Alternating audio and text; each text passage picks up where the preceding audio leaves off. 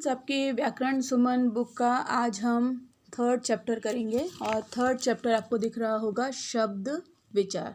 तो शब्द विचार जो है शब्द से रिलेटेड है। तो शब्द कैसे बनते हैं? वर्णों से बनते हैं। और वर्ण क्या होती है? सबसे छोटी इकाई होती है भाषा की, और उन्हीं वर्णों से शब्दों का निर्माण होता है और उन्हीं शब्द के बारे में आज हम पढ़ेंगे। तो वर्णों के संयोग से बना स्वतंत्र और सार्थक ध्वनि समूह शब्द कहलाता है। स्वतंत्र और सार्थक मतलब अगर हम वर्णों को जोड़कर कोई ऐसा शब्द बना रहे हैं जिसका सही सही अर्थ निकलता है तो वही क्या है? शब्द है। तो शब्द की दो विशेषताएं हैं। शब्द की दो विशेषताएं क्या क्या हैं? शब्द स्वतंत्र होते हैं और शब्द सार्थक होते हैं। स्वतंत्र होते हैं मतलब जैसे मोर एक शब्द है, ये स्वतंत्र शब्द है। इसी तरीके से सार्थक क्या है? मोर। आप जैसे ही मोर बोलेंगे तो आपको पता पड़ जाएगा कि मोर क्या है? हमारा राष्ट्रीय पक्षी। तो ये सार्थक अर्थ दे रहा है। तो वर्णों के संयोग से बना स्वतंत्र और सार्थक ध्वनि समूह जो है वो शब्द कहलाता है। तो इसी के बारे में आज हम पढ़ रहे हैं। तो शब्दों का जो वर्गीकरण है, शब्दों का वर्गीकरण 5 तरह से होता है। आप थोड़ा देख लीजिए।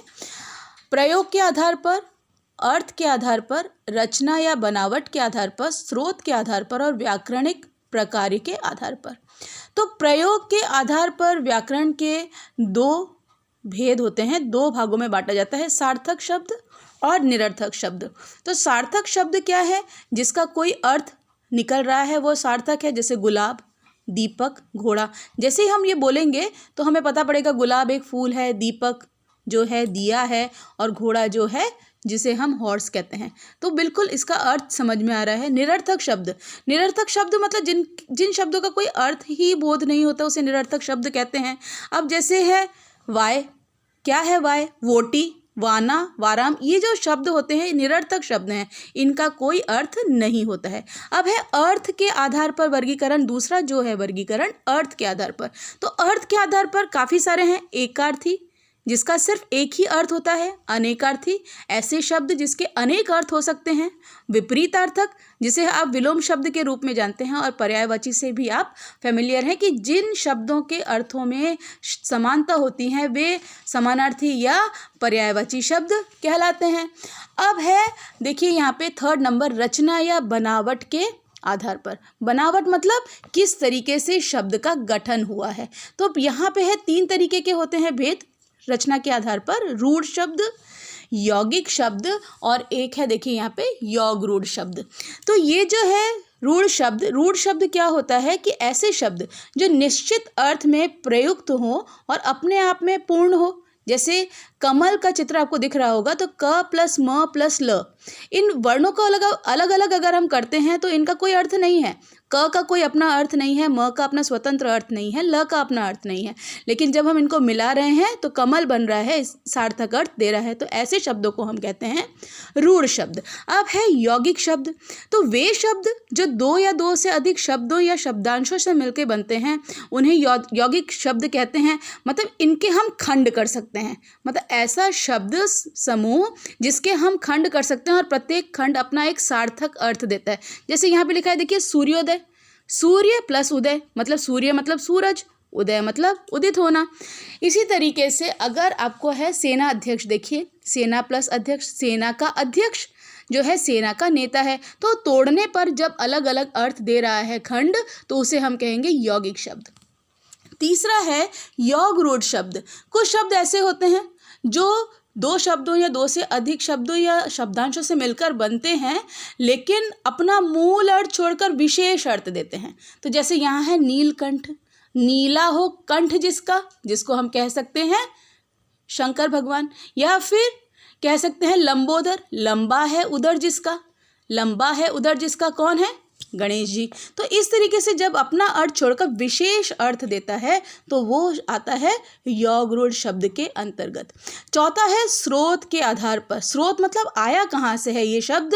ये 5 तरीके के होते हैं। पहला है तत्सम शब्द, तत्सम उसी के समान, मतलब जो संस्कृत से शब्द आया है वो वैसा की वैसा बिना परिवर्तित हुए हिंदी में प्रयुक्त हुआ है तो उसे हम कहेंगे तत्सम। जैसे यहाँ है स्वर्ण, हिंदी में भी हम स्वर्ण कह सकते हैं, सप्त कह सकते हैं, सूर्य कह सकते हैं। इसी तरीके से है तद्भव। तद्भव मतलब जो संस्कृत शब्द हमने लिया है हिंदी में, उसको हमने परिवर्तित कर दिया है, तो उसको हम कहेंगे तद्भव। मयूर को हम मोर कह सकते हैं, कोकिल को कोयल बोल सकते हैं, सूर्य को सूरज बोल सकते हैं, हस्ती को हाथी बोल सकते हैं। इसी तरीके से है देशज। देशज मतलब भारत इतना विशाल देश है और यहाँ पे अलग अलग बोलियां हैं, क्षेत्रीय भाषाएं हैं, तो वहीं से कुछ प्रचलित, लोक प्रचलित जो शब्द हैं वो हमारे हिंदी भाषा में आए हैं, उसे देशज कहते हैं, जैसे खटिया, थैला, पगड़ी, इस तरीके से।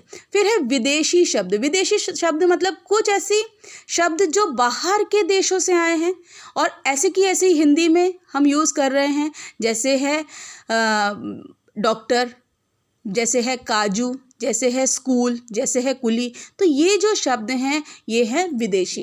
अब है संकर शब्द। संकर शब्द क्या होता है? दो भाषाओं के मेल से, मतलब एक भाषा है हिंदी की और एक भाषा है एक अन्य भाषा, या फिर एक संस्कृत या एक अन्य भाषा, या एक इंग्लिश या एक अन्य भाषा। तो दो अलग अलग भाषाओं को जोड़कर जब हम एक शब्द बना रहे हैं, जैसे है देखिए यहाँ पे छायादार, छाया प्लस दार, तो छाया जो है हिंदी का शब्द है और दार है फारसी का शब्द, तो दोनों मिलके बनता है संकर शब्द। अब लास्ट वाला जो है व्याकरणिक प्रकार के आधार पर, तो दो तरीके से होते हैं व्याकरणिक प्रकार। विकारी शब्द, संज्ञा सर्वनाम, आप जानते ही हैं संज्ञा सर्वनाम, तो ये जो होते हैं इन्हें हम कहेंगे विकारी शब्द।